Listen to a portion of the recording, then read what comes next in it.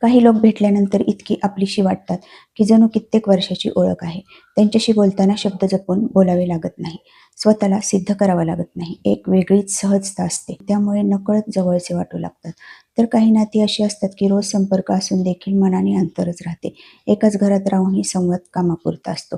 मनातील गोष्टी सांगाव्याशा वाटत नाही, कारण त्यांच्याकडून समजून घेण्यापेक्षा टीका, तुलना किंवा गैरसमज जास्त मिळतील अशी भीती असते. कधी-कधी रक्ताच्या नात्यामध्येही औपचारिकपणा असतो आणि अनोळखी माणसांमध्ये मायेचा ओलावा सापडतो. कारण नातं टिकण्यासाठी फक्त नातेवाईक असणं पुरेसं नसतं, तर समोरच्यानं आपल्याला स्वीकारणं महत्त्वाचं असतं. काही लोक तुमचं बोलणं मध्येच तोडत नाहीत, तुमच्या भावनांची थट्टा करत नाहीत, तुमचं यश बघून जळत नाहीत आणि तुमच्या कमतरता माहिती असूनही तुमच्याशी वागणं बदलत नाहीत.